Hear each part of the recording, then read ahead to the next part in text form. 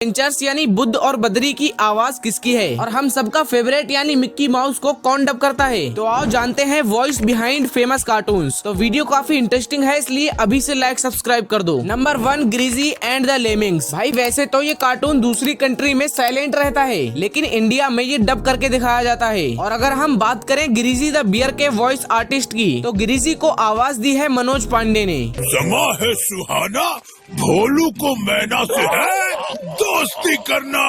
बोलो बोलो, कब मेरी दोस्त बनोगी मैना। ग्रीजी के बाद बारी आती है लेमिंग्स की, जिन्हें हम बुलबुले कहते हैं। तो इन्हें आवाज दी है अंशुल सक्सेना ने। आलू मोटा भालू, हम तुम्हें छोड़ेंगे नहीं। हाँ, भागो। अब आएगा मजा। सुनो चुलबुले बुलबुलो, फॉर्मूला नंबर 108 समझ गए ना? हाँ, समझ गए। नंबर 2, छोटा भीम। भाई छोटा भीम एक ऐसा पॉपुलर इंडियन एनिमेटेड कार्टून है जिसमें भीम लड्डू खाकर सबको सबक सिखाता है। और इसको आवाज किसी लड़के ने नहीं बल्कि लड़की ने दी है। उस लड़की ने जो डोरेमोन को भी डब करती है, यानी कि सोनल कौशल। राजकुमारी वापस आएगी बाबा, और वो सब बच्चे भी आजाद होंगे। जू के इशारों पर नाचना अब बंद होगा, ये भीम का वादा है। भीम के अलावा इस कार्टून में और भी कैरेक्टर्स हैं, जैसे जग्गू बंदर, कालिया, ढोलू भोलू, राजू और चुटकी। तो आप इनके भी वॉइस आर्टिस्ट को देख सकते हो। मेरे दद्दू, मैं तो आपको नहीं जानता। मैं तो अपने दोस्तों के साथ ढोलकपुर में ही रहता हूँ। इतने लंबे सफर में आपके अनमोल आविष्कारों के लिए आपको एक हट्टे कट्टे अंगरक्षक की जरूरत है। कितना समय हो गया, कालिया उस्ताद को लिख ही नहीं रहे, बस हवा में घूरे जा रहे हैं। लगता है वो कुछ लिख ही नहीं पा रहे। लो, हम बेकार ही परेशान हो रहे थे। भीम इतनी प्यारी बांसुरी बजाता है कि किसी को बुलाना नहीं पड़ेगा, सब अपने आप खींचे चले आएंगे। मुझे पता है इनका इलाज, हंसी योगा। दोनों हाथ जोड़कर पेट की तरफ ध्यान लगाकर हंसो।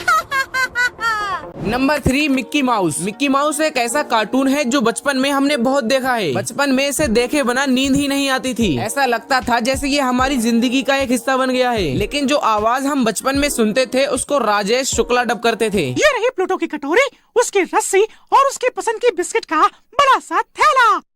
उसे ये तभी देना जब वो तुम्हारी बात सुने। नंबर 4, बंदबुद और बुड़वक। इस कार्टून में 2 शरारती बच्चे होते थे और ये दोनों बच्चे बैक बेंचर्स थे, जिसमें एक का नाम बुद्धदेव और दूसरे का नाम बद्रीनाथ था। दोनों एक साथ रहते थे और सबको परेशान करते थे। और अगर बात हो इनके वॉइस आर्टिस्ट की, तो बुद्धदेव को डब करती है सोनल कौशल और बद्रीनाथ को डब करती है पूजा पंजाबी। ये क्या है? ये देखने में तो रूबिक्स क्यूब लग रहा है। अरे पार्टनर, अगर ये रूबी का क्यूब है तो तू अपने साथ क्यों ले आया? कर दी ना बुद्धुओं वाली बात। ये रूबिक्स क्यूब है, इसमें सारे रंग एक साइड लाने होते हैं और इसके लिए तुम्हें मेरे जितना दिमाग चाहिए। Number 5, the jungle book. अगर आपने द जंगल बुक कार्टून देखा है तो आप इस भालू को तो जानते ही होंगे, जिसका नाम था बलू। और ये भालू मोगली के साथ रहता था। और इसे करंट में कौन डब करता है ये तो मुझे नहीं पता चला। काफी ढूंढने के बाद मुझे एक वीडियो मिली जिसमें बलू को विनोद कुलकर्णी डब कर रहे हैं। भाई ये क्या चीज है? हे, ये तो एकदम ही नया लग रहा है। अब बलू के बाद द जंगल बुक कार्टून में एक और कैरेक्टर था जिसका नाम था का। और ये कभी तो मोगली का दुश्मन बन जाता और कभी तो दोस्त। लेकिन इसके वॉइस आर्टिस्ट भी विनोद कुलकर्णी ही हैं। सुनो बच्चे, यहाँ कैसे आना हुआ? मानव का बच्चा, एक रसीला मानव बच्चा।